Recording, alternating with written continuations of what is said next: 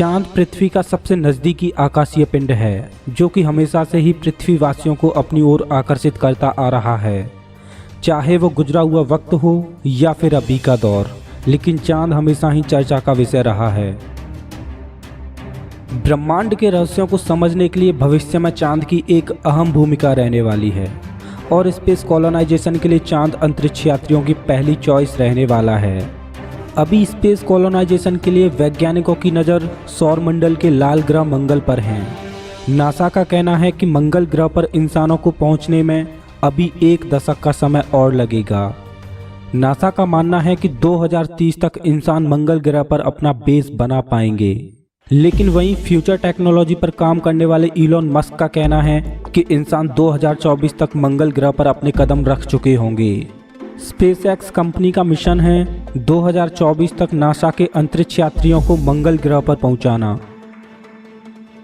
Space में किसी दूसरे ग्रह पर बेस बनाना या बस्ती बनाकर रहना इतना आसान नहीं होने वाला, क्योंकि अंतरिक्ष में ना जाने किस मोड़ पर कौन से अनजान खतरे का सामना करना पड़ जाए। इसलिए वैज्ञानिक किसी दूसरे ग्रह पर बस्ती बसाने से पहले पृथ्वी के इकलौते उपग्रह चांद पर अपना स्थायी बेस बनाना चाहते हैं, क्योंकि अगर एक बार चांद पर स्थायी बेस बना लिया जाए तो भविष्य में आने वाले स्पेस मिशंस को चांद से ही ऑपरेट किया जा सकेगा। हबल स्पेस टेलीस्कोप, जिसको कि 1990 में पृथ्वी के ऑर्बिट में स्थापित किया गया था। वैज्ञानिकों ने हबल स्पेस टेलीस्कोप की मदद से अपने सोलर सिस्टम और यूनिवर्स का गहराई से अध्ययन किया है। क्या आपने कभी सोचा है कि हबल स्पेस टेलीस्कोप को पृथ्वी के ऑर्बिट में क्यों स्थापित किया गया है, जबकि इसको पृथ्वी पर स्थापित करके यूनिवर्स का अध्ययन किया जा सकता था? तो इसका जवाब है पृथ्वी का एटमॉस्फेयर।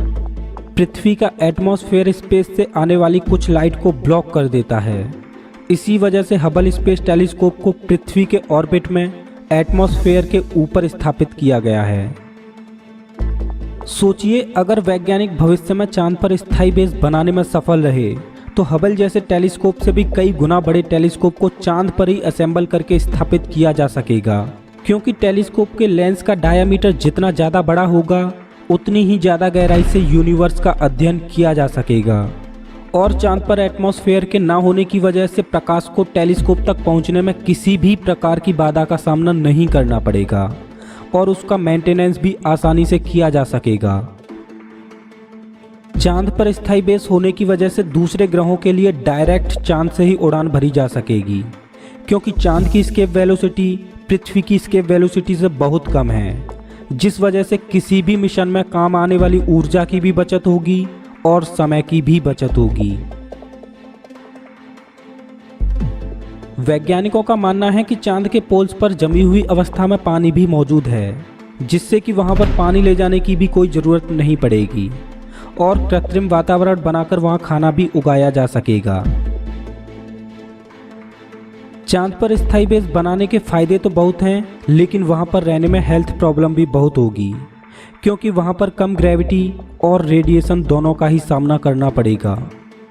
वैसे चांद पर स्थायी बेस बनाने में कितना वक्त और लगेगा ये बता पाना तो मुश्किल है, लेकिन स्पेसएक्स द्वारा 27 फरवरी 2017 को एक अनाउंसमेंट किया गया था कि 2018 में चांद पर इंसानों की अगली उड़ान होगी। दोस्तों, चांद पर स्थायी बेस होने के आपको क्या क्या फ़ायदे नज़र आते हैं, प्लीज़ मुझे कमेंट में बताना।